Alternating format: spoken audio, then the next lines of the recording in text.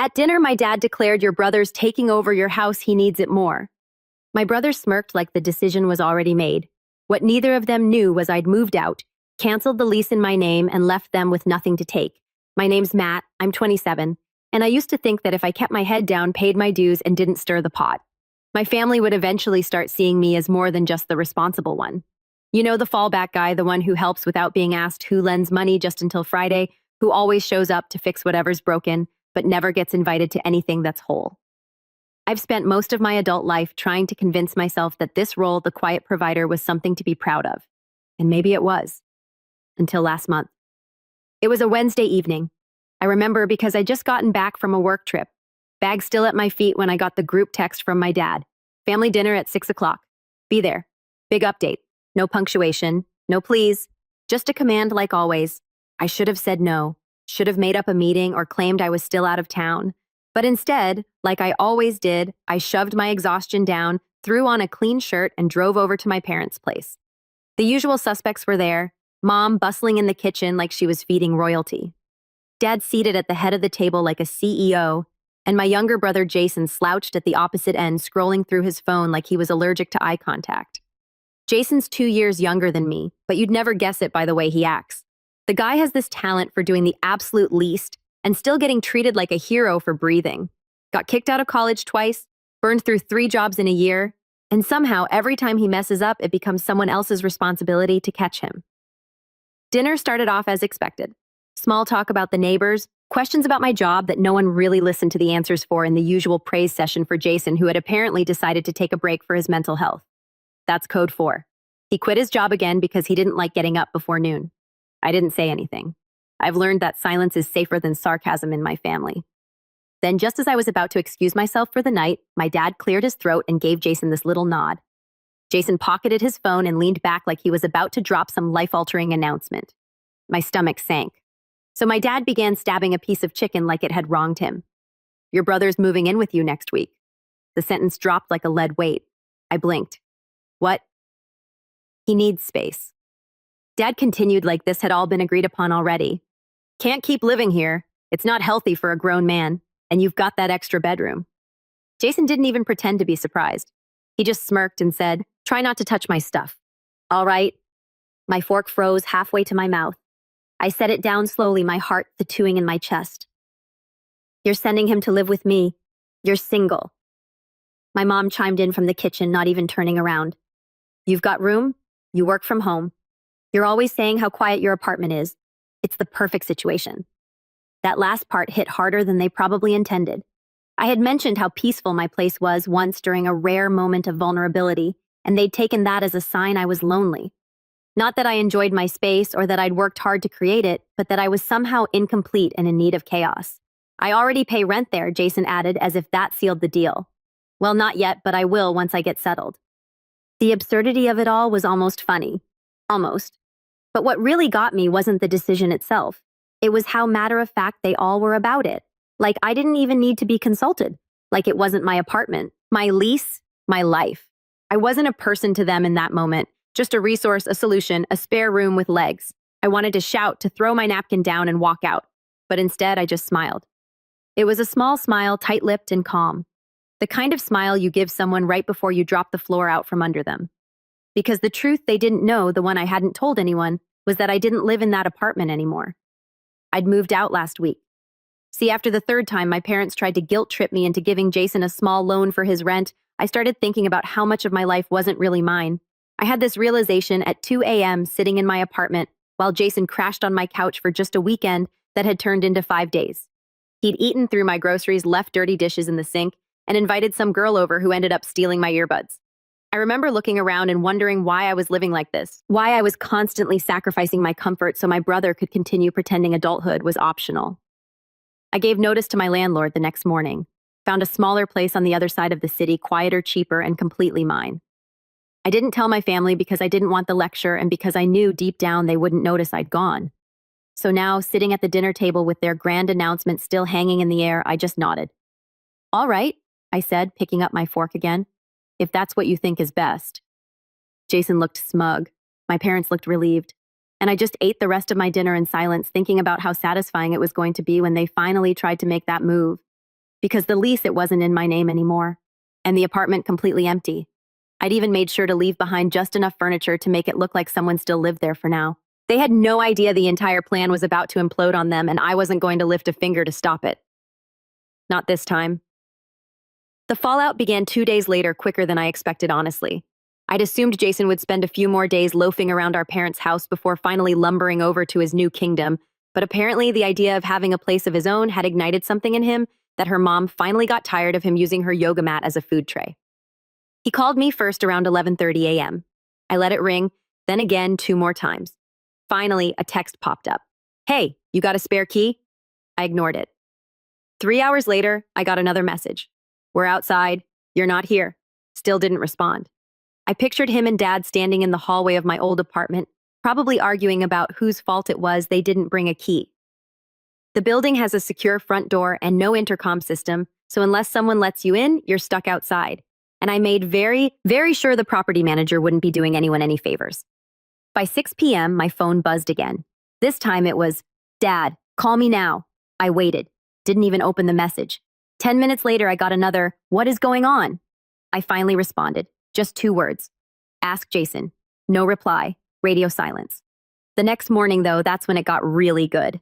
I was sipping coffee and my new place curtains open to the quiet courtyard outside when I got a call from an unfamiliar number. Normally, I'd ignore it, but curiosity got the better of me. "Hello, is this Matthew Carson?" the voice asked. Firm official clipped. "Who's calling?" "This is Miranda from Oak Hill Residences Management. I have a situation involving your former unit. Are you still occupying the premises?" I grinned. "Nope. Moved out last week. Final walkthrough was completed and lease was terminated. I have the signed release form if you need it." A pause. Then she said, "Internesting, because 2 individuals are here right now insisting they live there. One claims to be your brother." "Yep," I said, leaning back. "That sounds about right." Another pause. "They say you gave them permission." I didn't laugh, not out loud. "Did they show a lease, signed contract, proof of residency?" "No, just verbal claims." "Then I'd recommend calling the police," I said, still calm. "They're trespassing." The silence that followed was beautiful. "We'll handle it," she said tightly. "Thank you, Mr. Carson." That afternoon, my phone finally exploded. Med calls from Dad, from Mom, even Jason, who never calls, always prefers passive-aggressive texts. The voicemails were golden. First one from Dad, "What did you do? They're saying you're not the tenant anymore. How is that possible?" Next one, Mom, more panicked. "Matt, you didn't tell us you moved. Jason's stuck out here. The landlord says he has no right to be there. What's going on?" Then the piece to resistance. Jason's voicemail, equal parts indignant and furious. "Dude, what's wrong, Caillou? You knew we were coming. You let me pack all my stuff and drive across town and the place is empty. You took the couch." "Seriously? Oh, right. I forgot to mention I'd sold most of the furniture before leaving. The only thing I left behind was an ancient bookshelf with a busted leg, a plastic fork in the kitchen drawer, and a single sticky note on the fridge that said, 'Good luck.' I gave it 2 days before the storm hit face to face. Sure enough, Sunday dinner, the weekly family bonding obligation, was an ambush waiting to happen. I walked into my parents' house like nothing had happened. Greeted Mom with a kiss on the cheek, nodded to Dad, and even smiled at Jason, who looked like a man freshly evicted from a fantasy. He didn't speak, just glared. Dinner started quiet. Too quiet. You know that eerie calm before a fight breaks out? That was the vibe. It was Dad who cracked first. "Why didn't you tell us you moved?" he said, stabbing at his roast beef like it owed him money. I shrugged. Didn't think anyone would care. "You knew your brother was supposed to move in." "No," I said, slowly, deliberately. "You decided my brother was supposed to move in. No one asked me." "He's your family," Mom snapped. "You had the space. What were you planning to do?" "Just let him be homeless," Jason muttered. "You're such a selfish prick." That got me. Not because it hurt. I'd heard worse from him, but because of how entitled it was, like I had wronged him by not letting him live rent-free in a place I no longer lived in. So I leaned back, set my fork down, and looked directly at him. "You know, I used to wonder why you hated responsibility so much. Now I realize it's because no one ever made you feel the consequences." "Oh, please," he scoffed. "You think you're better than everyone just because you pay your bills on time?" "No," I said. "I think I'm better than someone who waits until they're outside a locked door to ask where the key is." Dad slammed his napkin down. "Enough! You should have told us. And you—" I said, eyes on him. "Should have asked. But you don't ask me things. You assign me duties. You assume I'll just roll over and say yes. And you don't even thank me. You just move on to the next favor." Mom looked stunned. Jason muttered something under his breath. I didn't care. I moved. I said voice calm. I didn't tell you because I didn't want the pressure. I didn't want the guilt. I didn't want to be used again. I needed a clean break. And if you think that's selfish, maybe take a look at what you were asking me to give up and who you were asking me to give it to. The room went silent. Even the air felt heavier. I stood up, folded my napkin, and looked around at the stunned faces. I'm not angry, but I'm done being your backup plan. Then I walked out. The silence after that dinner didn't last long. 3 days later, the group chat normally used for birthday announcements and Mom's passive-aggressive reminders lit up like a firework. Jason had gone off. The first message came in at 8:17 a.m., which for Jason was basically sunrise. Jason texted, "Wow, real classy, Matt. Kicking your own brother to the curb. I've been sleeping on the couch for a week." Mom texted Jason, "Keep this private. We can talk later." Jason texted, "No, they should all know. Matt's the golden boy until he's asked to do something real for this family." I didn't reply.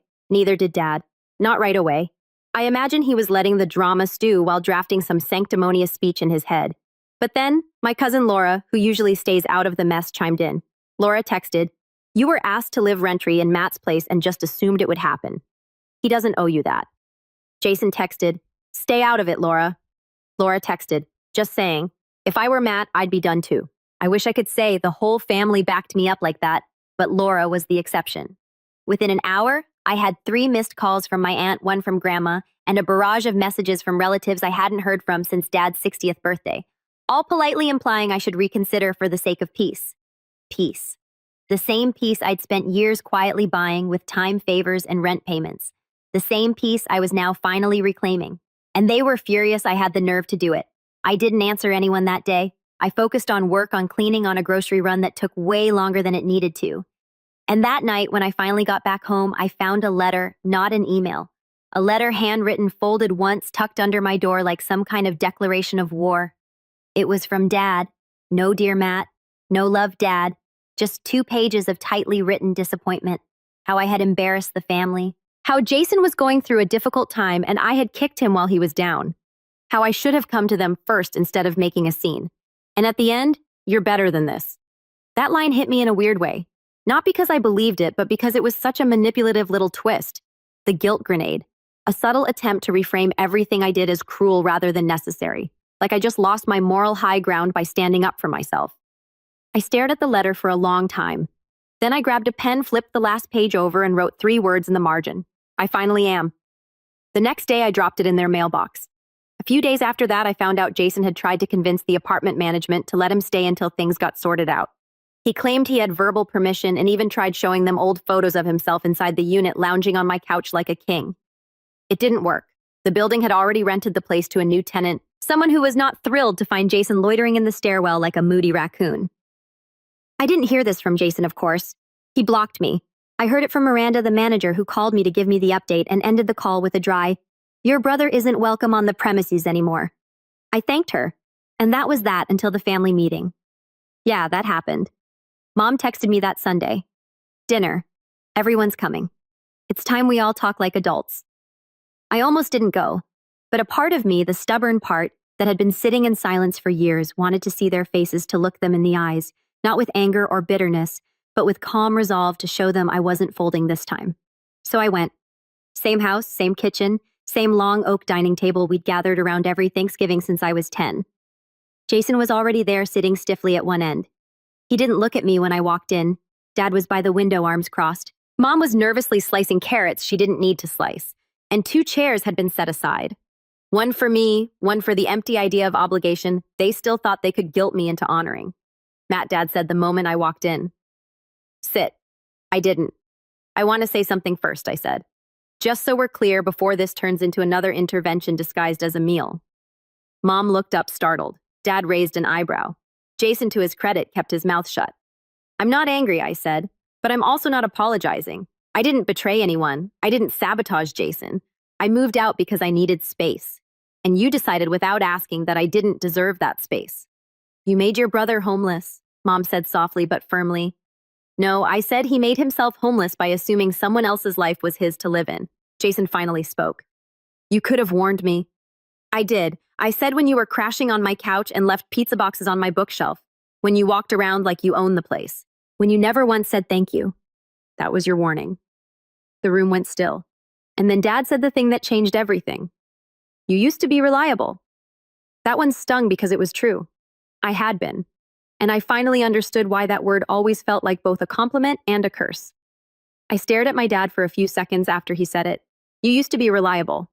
The words echoed in my chest, not because they surprised me, but because they confirmed what I'd been suspecting for years.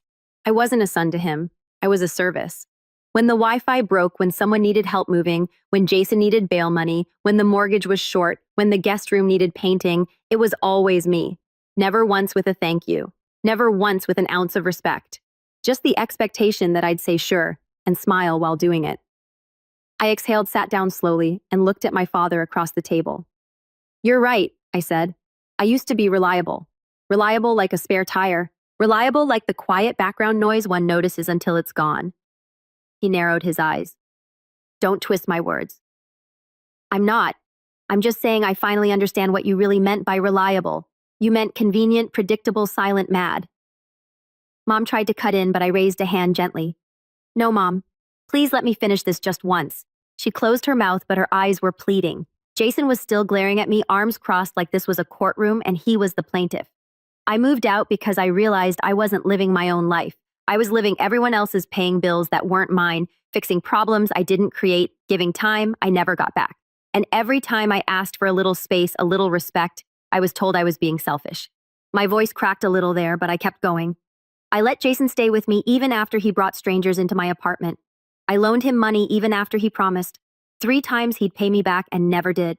And when I finally needed a break, when I decided to move and not tell anyone so I could breathe for a second, the first thing this family did was try to hand over my life to him again. Jason finally snapped. You think you're better than us now, just because you moved into some tiny apartment across town? No, I said. I think I'm finally equal because for once I made a choice that was about me, not about patching your mistakes. Oh, grow up. No, you grow up, Jason. My tone sharpened, and he actually flinched. You're 25 years old and still act like the world owes you a soft place to land.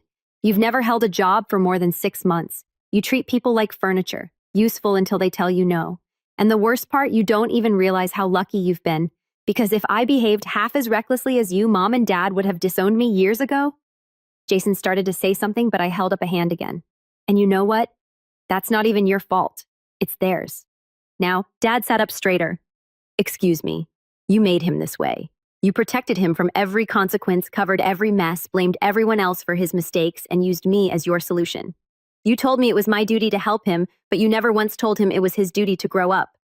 That's enough, Dad growled. No, I said calmly. Not yet. I turned to Mom. You once told me that Jason was going through a rough patch. You said it 3 years ago and again 2 months ago. At what point does a patch stop being rough and just become the road? You told me I was the strong one, the dependable one, and you're right. But being strong doesn't mean being a doormat. She didn't answer. She just looked down at her lap. I stood up. I didn't come here to ask for an apology. I didn't even come to explain. I came to set a boundary. Jason scoffed. What are you, a therapist now? No, I said, turning to him one last time. Just someone who's done enabling you. Dad's face was red now, but he wasn't yelling. He was clenching his jaw. That silent kind of rage that used to scare me when I was younger. Not anymore. If you all want to pretend like I'm the villain for choosing peace, that's fine. I won't argue with you.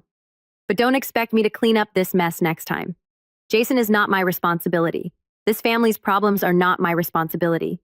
And from now on, my silence won't be either. With that, I walked to the door. Matt. Mom called softly behind me. Please don't leave like this. I paused, hand on the doorknob. Then how should I leave? No one answered, so I walked out, and for the first time in my life, I didn't feel guilty about it. It's been 6 months since that dinner. I haven't spoken to Jason. He moved in with some old friend of his. And last I heard, he got fired from yet another job and trashed the guy's place before skipping out. Apparently, he owes 2 months of rent and left behind a cat he borrowed from an ex-classic Jason. Dad sent me a single email 2 weeks after our blow-up. No subject line, just a brief message. If you ever want to talk, I'll be here. I didn't reply. Mom calls occasionally, mostly short, polite updates. She asks how I'm doing, tells me about cousins, then carefully avoids any mention of Jason. I think maybe she finally started realizing the difference between support and exploitation. As for me, I still live in that small apartment with the courtyard view. I replaced the old couch with a secondhand leather one, painted the walls a warm beige, and bought plants I actually remember to water. I started cooking again. I sleep through the night. I even adopted a rescue dog named Bruno. He's quiet, loyal, and the only roommate I've ever had who doesn't steal my food or crash on my couch for weeks. And you know what? I'm happy. Not the dramatic movie ending kind of happy, just stable, peaceful, whole. Some nights I think about how long I let myself stay in a role that hurt me just because it felt familiar. About how many times I let silence buy me temporary peace at the cost of my own dignity. But then I remind myself I changed the ending. I didn't just walk away. I closed the door and I locked.